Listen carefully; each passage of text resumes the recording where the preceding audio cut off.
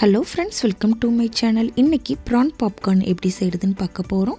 First ஒரு பவுல் எடுத்துக்கோங்க. 1/2 kilo அளவு ப்ரான் சேர்த்துக்கோங்க. ஒரு முட்டை உடைச்சி ஊற்றிக்கோங்க.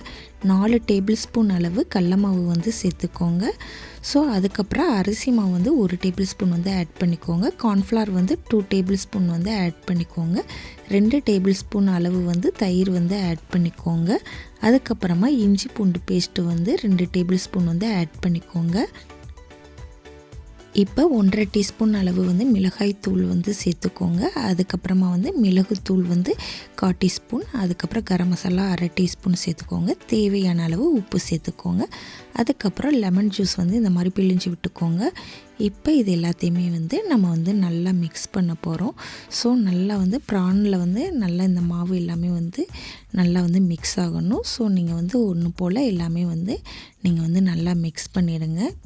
நல்லா மிக்ஸ் ஆனதுக்கு அப்புறமா நம்ம ஒரு 20 மினிட்ஸ் நம்ம ஊற விட்டுறணும். அப்போ தான் இந்த ப்ரானில் நல்லா உப்பு உரப்பு எல்லாமே பிடிக்கும். ஸோ அதுக்காக நல்லா இந்த மாதிரி நல்லா மிக்ஸ் பண்ணிவிட்டு இப்படி இருக்கணும். இப்போ நம்ம 20 மினிட்ஸ் அப்படியே நம்ம விட்டுறலாம், நல்லா ஊறட்டும். ஸோ இப்போ என்ன பண்ண போகிறோம்னா, ஒரு பேன் எடுத்துக்கோங்க. அதில் தேவையான அளவு எண்ணெய் சேர்த்துக்கோங்க, நல்லா ஃப்ரை பண்ணுறதுக்கு. இப்போ இந்த மாதிரி ஒவ்வொரு ப்ரானாக ஒன்றா போடுங்க. இப்போ இதை லைட்டாக மிக்ஸ் பண்ணணும். ஸோ நீங்கள் உங்களுக்கு லைட்டாக ஒன்றோட ஒன்று ஒட்டி இருந்தாலும் பரவாயில்ல. நீங்கள் இந்த மாதிரி மோஸ்ட்லி தனித்தனியாகவே இந்த மாதிரி போடுங்க. எண்ணெய் காய்ச்சதுக்கு அப்புறமா ஸோ இப்போ நல்லா குக் ஆகிடுச்சு. இப்போ இதை லைட்டாக இந்த மாதிரி மிக்ஸ் பண்ணிடுங்க. சூப்பராக இருக்கும். இந்த மாதிரி ப்ரான் பாப்கார்ன் நீங்கள் செஞ்சீங்கன்னா ரொம்ப டேஸ்ட்டாக இருக்கும். இதில் ப்ரான் தான் இருக்குதுன்னு கண்டுபிடிக்கவே முடியாது.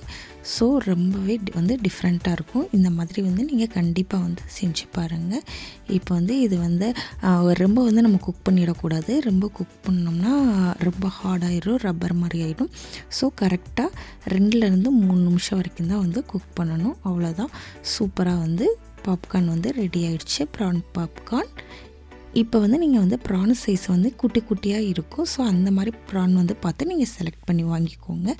மிச்சம் இருக்கிற ப்ரானே நீங்கள் இந்த மாதிரி எண்ணெயில் போட்டு பொரிச்சு எடுத்துருங்க. சூப்பராக இருக்கும். இந்த மாதிரி கிட்ஸுக்கெலாம் நீங்கள் செஞ்சு கொடுத்தீங்கன்னா ப்ரான் இருக்குன்றதே கண்டுபிடிக்க மாட்டாங்க. ஸோ அவ்வளவு டேஸ்ட்டாக இருக்கும்.